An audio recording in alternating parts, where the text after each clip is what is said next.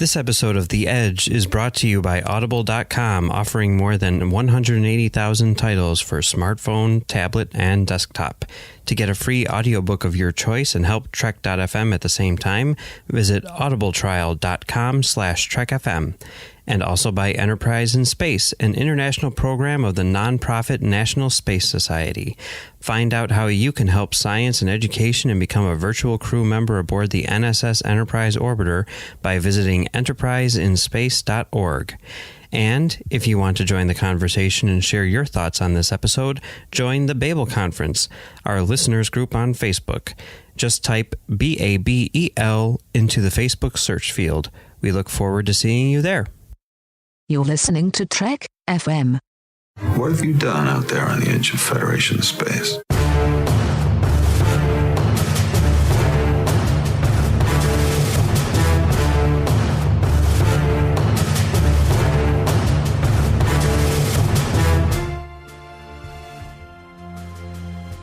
Welcome, listeners, to another episode of Postcards from the Edge. I'm your host, Amy Nelson, and joined with me today is Brandi Jackola. Brandi, how are you? I am fantastic, Amy. How are you doing?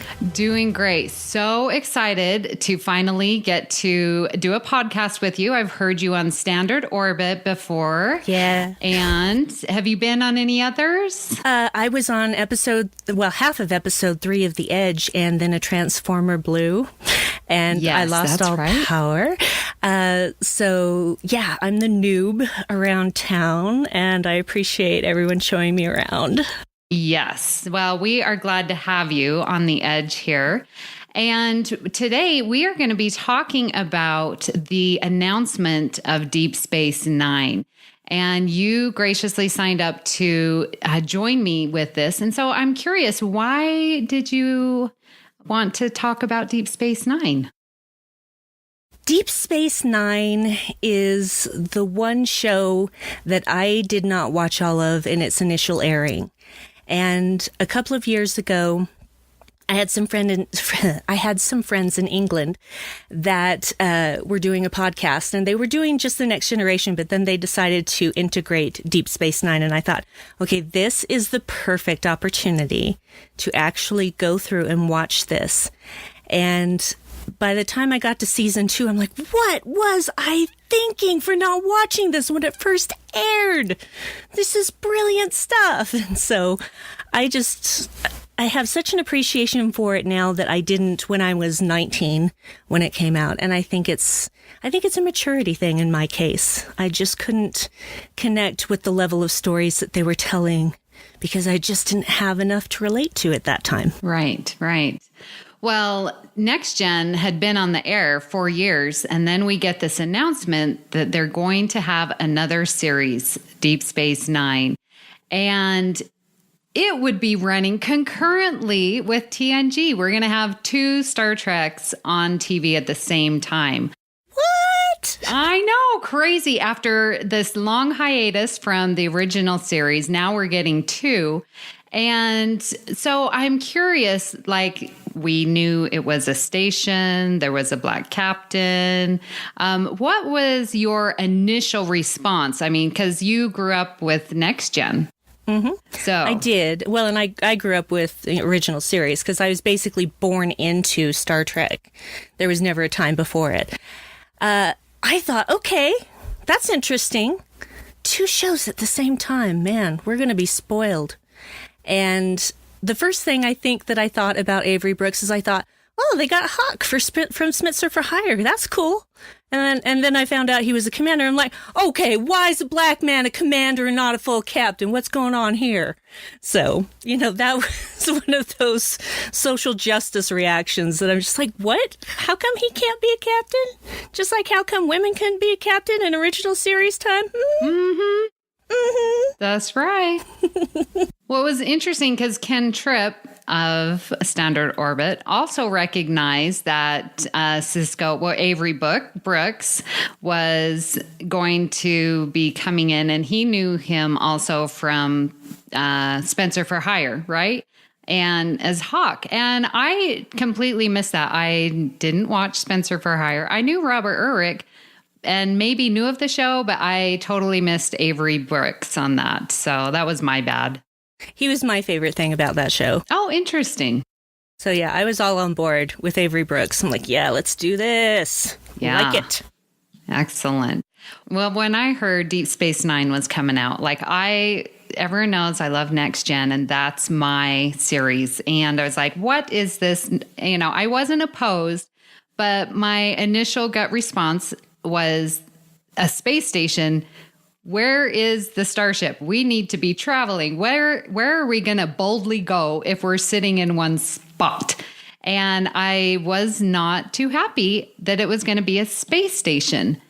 So I was very hesitant, and it was running concurrently. So I wasn't too sure that I was going to pick up another series, even though it was Star Trek. I know, shame on me. Oh, no. We're not shaming here. I didn't have much to think about Avery Brooks or the first black captain or commander, as it were. But it was more that it was a space station and not a starship, because to me, that just was not Star Trek. Mm-hmm. I can understand that. I can totally understand that point of view. I didn't really think all that much about it being a station, more than I thought about, how many new races of aliens are we going to see? Because they're going to have all kinds of people coming through there. Yeah, and I guess it was, deep space, right? So we are getting a little deeper, and we do hopefully get to see more aliens, and I think we definitely did. Yes, Jeffrey Combs played a lot of them. Yes, he did. He's everywhere. I love that guy. Yeah, I was getting my hair done today and talking to my hairdresser, who also happens to be a Star Trek fan. So we always... Fabulous. That's how I choose my hairdressers. Do you like Star Trek? Nope. Sorry. Going to someone else. But she had sort of the same thoughts, that she grew up on Next Gen and was not happy that it was going to be this station and just staying put. And it's like, how can we boldly go if we are just in one spot? So it was interesting that she had the similar thoughts to me with that. So I would wager that probably a lot of people had those same thoughts, because especially those of us that had Star Trek Next Generation as our first Star Trek experience, you can be really precious about your first Star Trek. And sometimes it's difficult to embrace new parts of that world. And I totally understand that. I'm glad, though, that it didn't let a lot of those people, it didn't stop them from still giving it a chance. Right. One thing that I remember appreciating, I guess, and sort of almost stealing was they took Miles O'Brien. I'm like, wait a minute, that's my dude. What are you doing? But then they took Worf. I was like, oh, no. But, I think they were trying to make the ease into Deep Space Nine a little bit, gentler for those who really enjoyed Next Gen. So what did you think about them taking some of the characters? I was fine with them taking Miles, because I thought, oh, great, he's going to have more to do. He's going to be somebody that we see all the time, and he deserves that. So way to go. Promotion for Cole Meany. Way to go, buddy. And when they announced that Worf was moving over, I thought, is this a ratings ploy? Mm-hmm. And then I started seeing the episodes with Worf, and I thought, nope, I think this was a good idea. I think this was a really good idea. Yes, I would agree with that as well. So today on Postcards, we're not just going to talk about our opinions, although we just did, so you're welcome. But I asked the listeners on the Babel conference, and they shared quite a few of their responses. So we're going to read them and talk about them. Now, if you would like to participate in future conversations, please join us on the Babel conference on Facebook.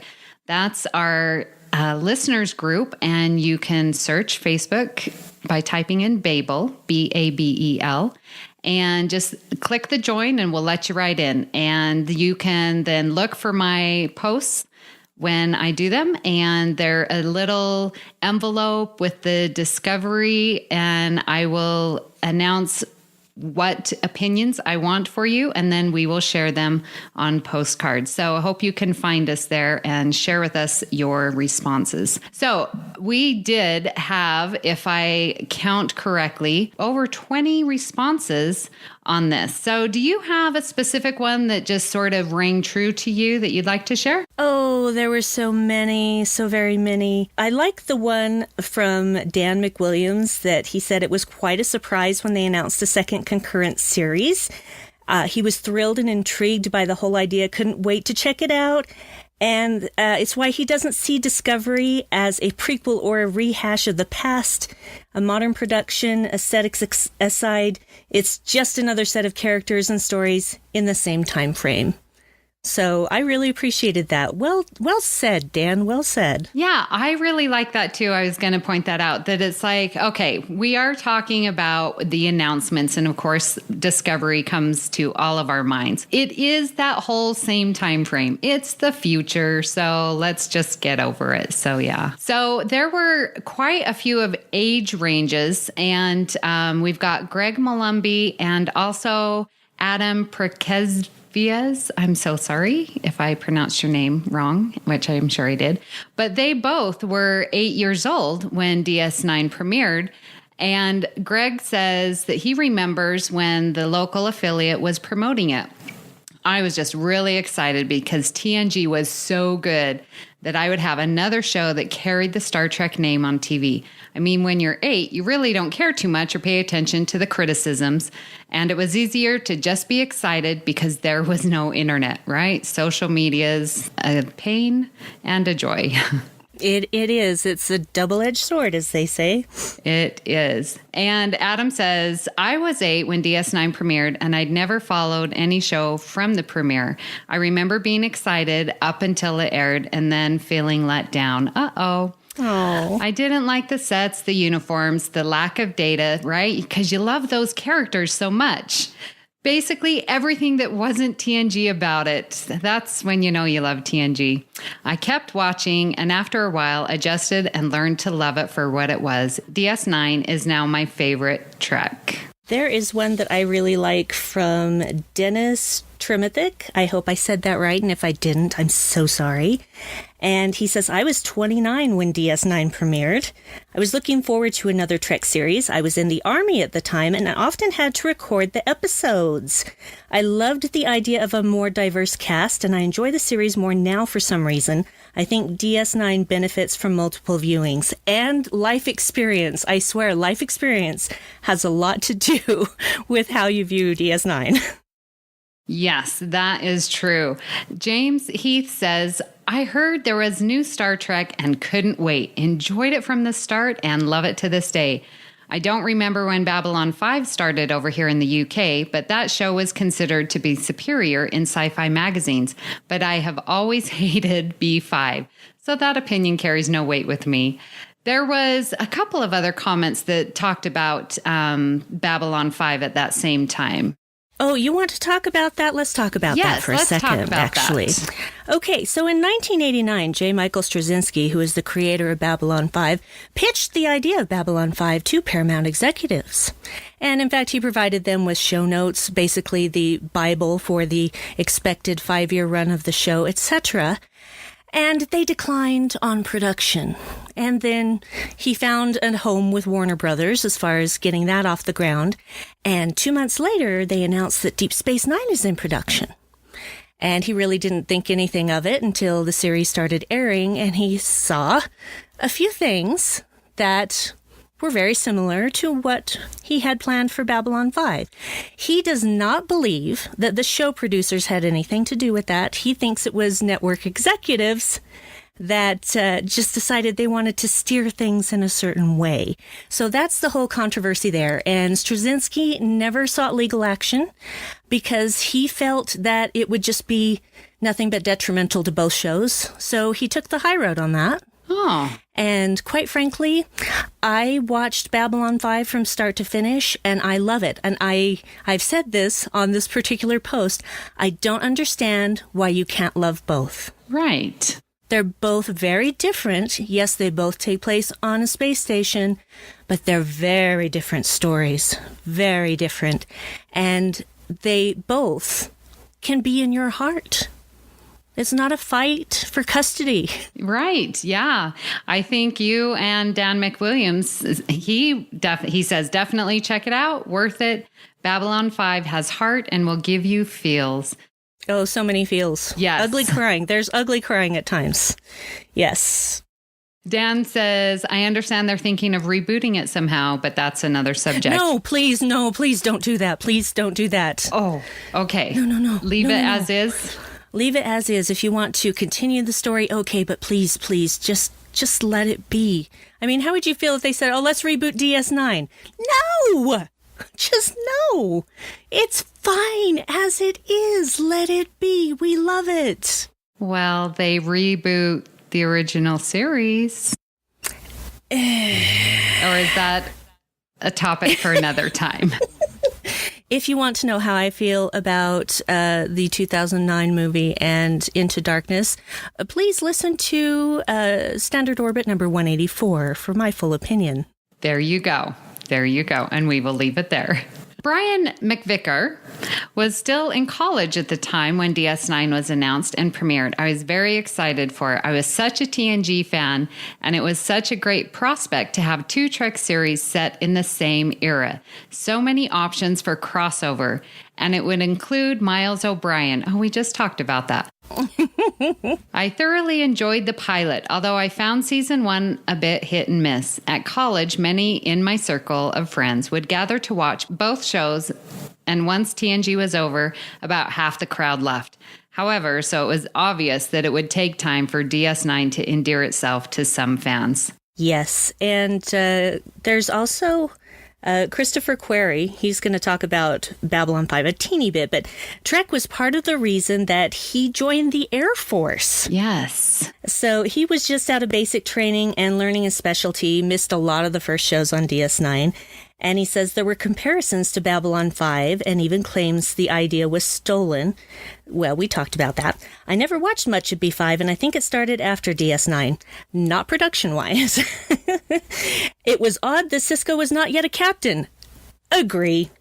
I remember that there was an issue with the crew being on a station because it didn't trek anywhere. Of course, the most important trek is not external, but internal. Like many fans, DS9 has become a favorite. Sisko was a good contrast to Picard without being like Kirk, and I appreciated that both he and O'Brien had a family. Also liked the religious tones with Sisko being the emissary, and Kira and later Worf had their beliefs. Christopher says things very well. Yes, he does. Yeah. So still sort of going on with Babylon 5. Luke Sims Jenkins says, I was a kid about 10 and remember thinking, so it's Babylon 5. But I was excited for more Star Trek, meant more time hanging out with my dad. And that's one thing that we can see throughout the threads that, you know, you're watching with friends and specifically watching with family. And that is what Trek does best, is bring everyone to the TV and your family. Like you were saying, you started and you were born into Star Trek with your family. Yep, and it made it so much easier to suck my husband into Voyager when that started. So, because DS9 started before we knew each other. And, but when Voyager came on, I just basically told him, look, we're watching this. So just buckle in. And he was very good natured about it. And Voyager actually ends up being his favorite series. So very nice. There we are. Yeah. Well, Nicholas Anastasio says, what blew my young mind when I found out DS9 was coming was the fact that I was going to have not one, but 2 Trek series to watch. I hadn't expected to see new Trek to begin with. Having 2 completely different series on the air at the same time was beyond my imagination. I remember devouring all the literature I could leading up to the premiere. The magazines, that would be your TV Guide, Star Trek magazine. Yeah. Love the characters, the new uniforms, the concept of a space station on the frontier. So he and I was hesitant. He was excited. The polar differences with the usual starship adventures didn't bother me. On the contrary, So that's interesting. I remember liking the premiere a lot. I thought it was better made and more compelling than TNG's, but at the same time, it didn't have the same wow factor for me because everything in TNG was new and I'd instantly fallen in love with the characters. So I'd have to say, even though Emissary was far better by most accounts, I liked Encounter at Farpoint more because of the excitement. And I think you see that a lot, that, TNG really took hold in a lot of people's hearts, the characters, the stories. And then here's this Deep Space Nine coming. And are you going to have the instant love? Probably not. Maybe for some, but it took some time. And over, I hear from so many fans, I started with TNG, but Deep Space Nine is my favorite. I hear that all the time. Yes, and I can certainly understand that. I have a really hard time elevating one series above all of the rest because I love them all and I love them each in different ways for different reasons. And so for me, it's like trying to compare apples and oranges. Yes, it's all Star Trek, but each one is so vastly different from the one before that I can't really say that one is better or worse than any other. I'm such a freaking, I don't know. I'm just wishy-washy. Is that it? Is that the word? No, you just love Star Trek. Yes, I just love Star Trek. And I read a heck of a lot of TNG novels at the time that I was watching that and afterwards because I literally had no social life. So Trek was there for me when I had nothing else. So what did you think of the title? Because Charles Balser says, I first heard about it on Entertainment Tonight. That was a good show. I didn't have any opinion other than thinking it was kind of a clumsy title. What did you think? Deep Space Nine? Clumsy? I don't really think it's clumsy per se, but I can understand why a person would think that. We hadn't really heard that much about any of the deep space bases. I mean, it was always Starbase 183 or what have you. And we hardly ever heard about any of the deep space ones. So it was just kind of like, okay, Deep Space Nine, there's 9 of these? Where are the other 8? Why haven't we seen them? Yes, exactly. Yeah. Why Deep Space Nine? Wouldn't it have been Deep Space One? Maybe? I don't know.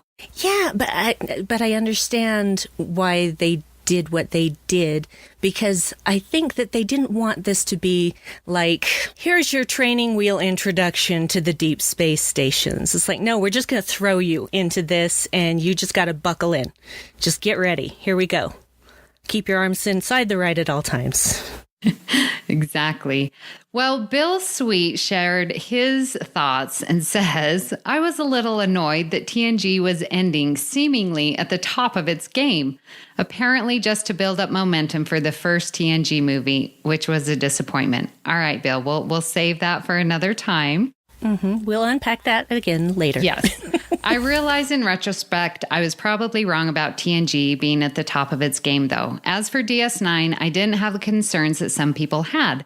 I thought it was odd to set it on an immobile station, again, going with that theme, but I was happy there was more Trek. This was well in my 20s, TNG having premiered right after college, so life was starting to come into play. The most confusing part was taping the shows, and I tried to figure out ways to not have tapes that mixed up the shows, but I wasn't successful. Oh, man, if only you'd known Brandon Shamatella at that time, man. He could have told you how to do that. And Bill continues, I thought DS9 had a stronger opening, but like TNG, it only held my attention for a couple of seasons. This began my longest stretch of not watching Trek regularly until well past the days of Voyager.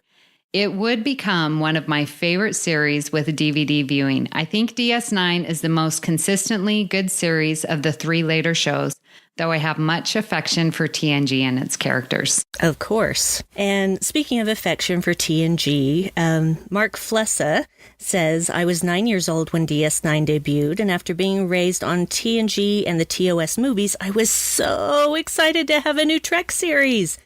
My strongest memory of the DS9 premiere was being disappointed that the station wasn't the same design of Earth's space dock. The stealing the Enterprise scene from Star Trek 3 was my favorite scene in any Trek movie growing up, so I was hoping to see that beautiful station again. But I got over it. I quickly got attached to Kira, Odo, Quark, and of course I already loved the Chief. Even as a kid, I loved how Star Trek had the intelligence to make a concurrent series that had a different setting and feel from its host series, and yet it still felt like it belonged to the same universe. That is very true. You have to give them credit. They definitely wanted to do their own thing, but yet still be obviously the same time period, but a different setting and feel from TNG. And it definitely accomplished that goal. Oh boy, did it. Yes. And that's a positive thing, a very positive thing. Yeah, because you don't need more of the same. TNG's doing just fine on its own. Do something different. I agree completely, yes. Yes. Oh, Morgan Whitfield says, love the beginning of DS9 when I was in college. Unfortunately, only finished the complete series a few years ago. Life has a way of getting in the way. I get it. Yep, been there. Yes. Been there. We should talk. And he says, my gosh, I missed some of the best Trek. Well, hopefully with Discovery coming, you won't miss some of the best Trek with Discovery. Yes, and it's so close. Oh my gosh, I know. Couple weeks away. Oh my goodness, I can't believe it's this close. It's less than 3 weeks now. I know. This suspense and just talking about it and listening to, the edge. And yeah, I'm very, very excited for Discovery for sure. Yes, I'm trying to not really think about it too much because I enjoy things more when I don't have expectations. And so the only thing that I'm expecting is to enjoy it. Yes.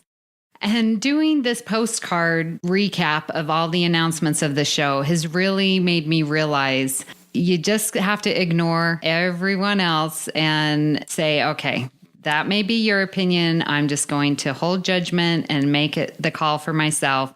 And you hear all this bits and, oh, maybe I should worry about this. No, don't worry. Don't worry. I have watched parts. I'm sorry, listeners. I watched parts of every series, and especially like with Deep Space Nine, it's a great show. And yeah, it was so different. And yeah, I had reservations, and don't take those reservations into the show. And that's what I'm planning to do with Discovery. Everyone's talked and we've rehashed it many times over the edge. We don't need to go into that. But I'm very excited, and I don't want to miss out because of my prejudgments on the show on what could be a great series. I agree completely. And I think where opinions are concerned, we have to remember that opinions are subjective and they are neither right nor wrong.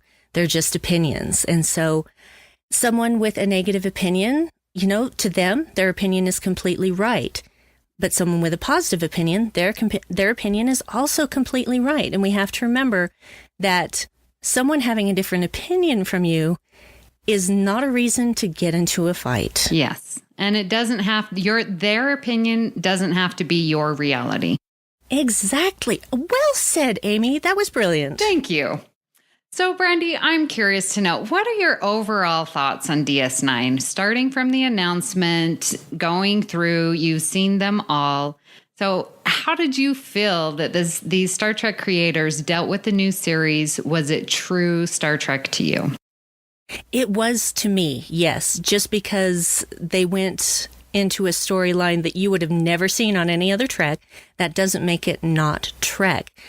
And it really pushed the boundaries of that universe that had been created. And when I finally sat down and actually watched the entire series from start to finish, I thought, well, I'll watch, maybe a couple episodes a week. Oh no, I was done with that in a month because I got to season 3 and I'm just like, okay, I've got time for another one. I was watching it while I was getting ready in the morning. I was watching it while I was doing downtime stuff at work that didn't require full attention. And it's just, I had to get through it. It compelled me. And once it was over, I just cried for an hour. So it's like, oh my gosh, that was one of the sweetest last episodes I've ever seen of anything. And I was so glad I went on that journey, despite how I initially felt about it when it premiered, because it wasn't that I ever disliked it when it originally aired, but it just didn't compel me. And again, I think it's a maturity thing. I think it's a matter of life experience. And back then I didn't know who Jeffrey Combs was, and now I do. 3 different aliens on DS9, a different Ferengi, and an Andorian on Enterprise. Keep it coming, Jeff. I'm with you all the way. He is everywhere. But Jeffrey Combs isn't the only person who is everywhere. We have our own Chris Jones here to share his thoughts on the announcement of Deep Space Nine. Hey, Amy. It's Chris from The Orb. So, you want to know what I remember about the premiere of Deep Space Nine, do you? Well, the year was 1992, and the rumor mill was kicking up water like a school of Adosian suckerfish. Oh, sorry about that. I went into lit-verse analogy mode there for a moment. But really, it was 1992, and I was in my 3rd year at the University of Alabama. The Next Generation was a centerpiece of our lives, along with Quantum Leap and MacGyver, 2 shows that my Russian roommate was addicted to. And we began hearing about a new Star Trek show that would carry Gene's vision forward and take us to new places. Now, I remember the creation of The Next Generation when I was in high school, so the idea that Star Trek would spin off yet another TV series was amazing. Admittedly, my memory doesn't work so well these days, but I do recall discussions about the setting. A Star Trek series set on a space station? You mean the crew won't be boldly going around the galaxy? It seemed kind of strange, and I wasn't as open-minded back then as I am now. More than 2 decades of working as a creative professional has given me a strong understanding of and appreciation for the creative process. And if the news that surrounded the launch of DS9 came to me today, I'd probably look for all the ways in which the concept creates possibilities to expand the vision of Star Trek and talk about our world. But at age 21, I wasn't so sure. But I was curious. Then the fateful day came, January 3rd, 1993. We were, of course, coming off the New Year's holidays. We were on break from classes, and we gathered to watch the premiere in our dorm room in Tuscaloosa. Up in Birmingham, there were viewing parties in bars, and I remember news reports of how large the gatherings were. And Emissary set a record for syndicated television. It was number 1 that night in the New York, Los Angeles, San Francisco, Washington, and Boston markets. And it pulled in a Nielsen rating of 18.8. And if you're unsure if that number is good, well, the TNG finale, All Good Things, which I think we all remember as being a huge event, got a 17.4. And the highest rated episode of Voyager, which was Caretaker, got a 13.3. So I'd say 18.8, it's pretty good. Emissary was fantastic, though I love it far more today than I did then for various reasons, largely because of things that have happened in my life. And after that, I of course watched and enjoyed Deep Space Nine. It was Star Trek after all. But for me, the first season of DS9 paled in comparison to what was happening on TNG. I think it's natural. We were all caught up in the show of what was happening with Picard and his crew. And it wasn't until the summer of 1994, about a year and a half later, when I was watching reruns of the first 2 seasons each night while at a 2-month intensive Russian program at Indiana University, that I really started to get into it. It was my escape back into English after a long day of Russian-only classes and events. And that escape made me focus more on what I was watching, and I became intrigued by this different take on Star Trek. Oddly, the opening of Rivals, with Miles and Jules playing space racquetball, has always stuck in my mind from that summer.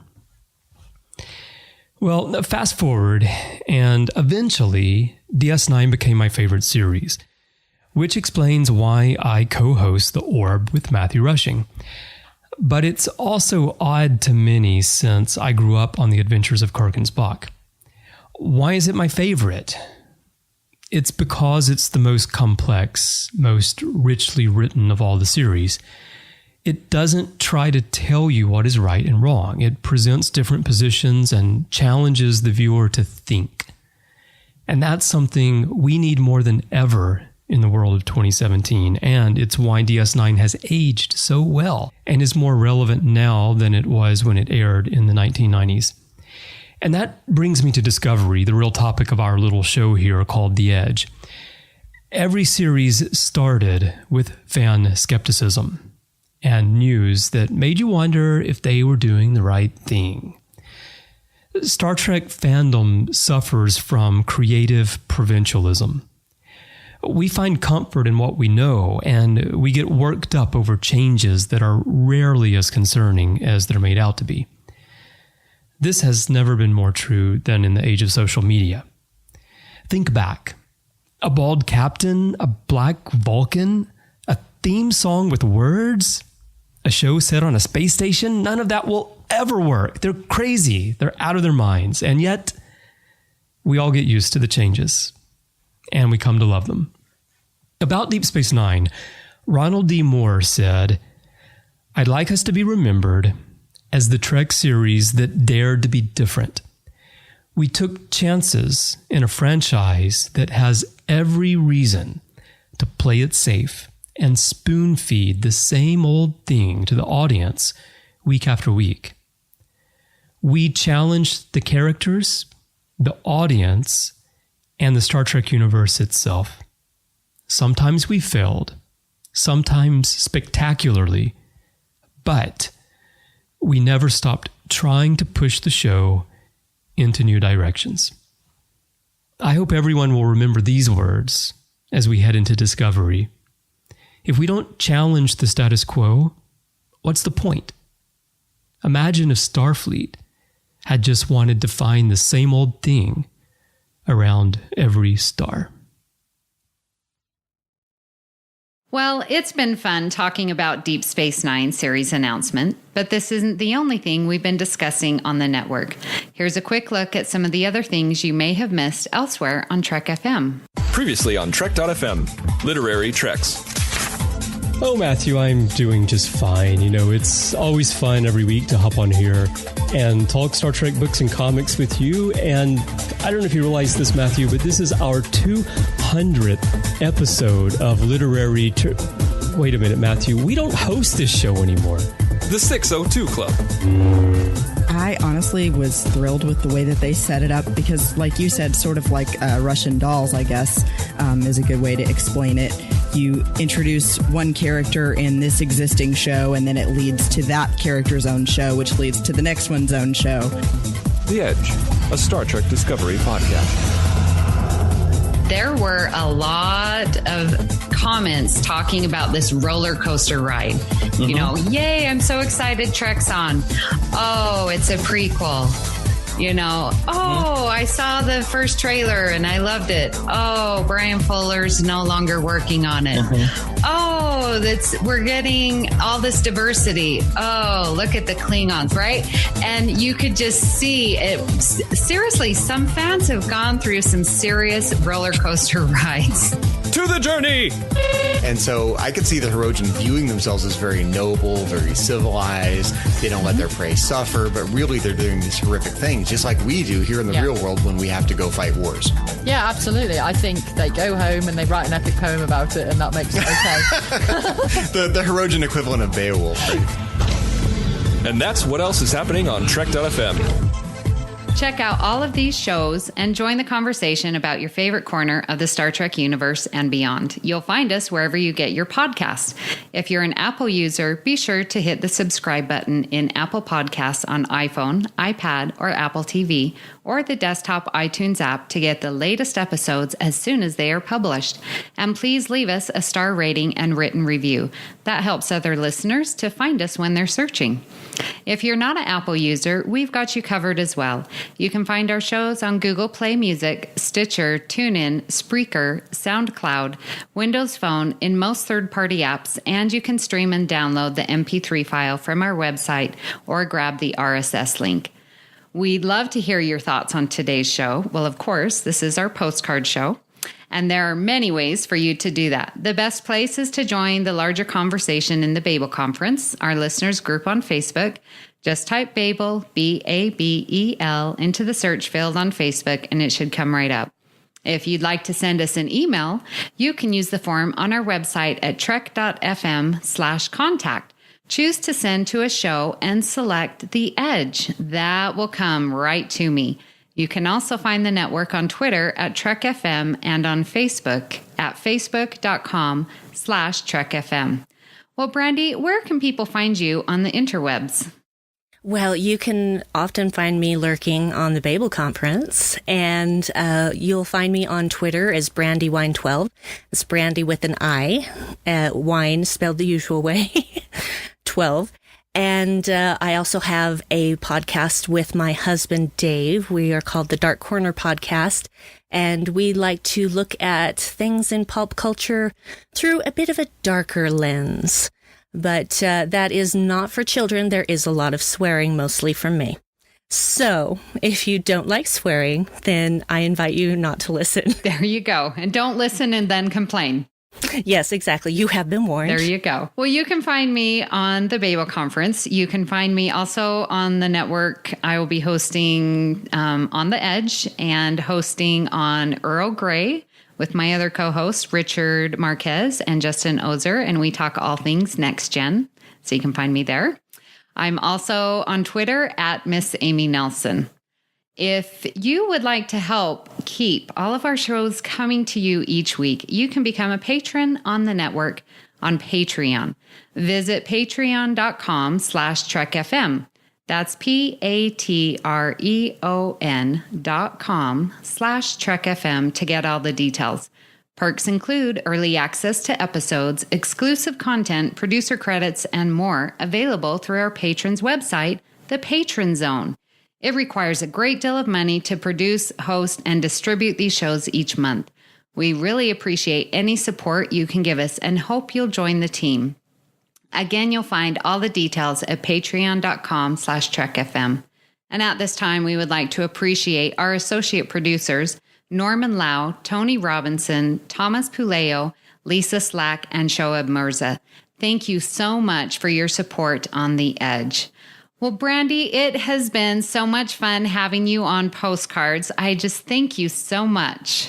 Oh, it has been my distinct pleasure. I've really enjoyed it and finally getting to podcast with you. Yes, and maybe we'll have you on the Edge again. Oh, you will. You will. So join us next week for another episode of Postcards from the Edge. Hailing frequencies open.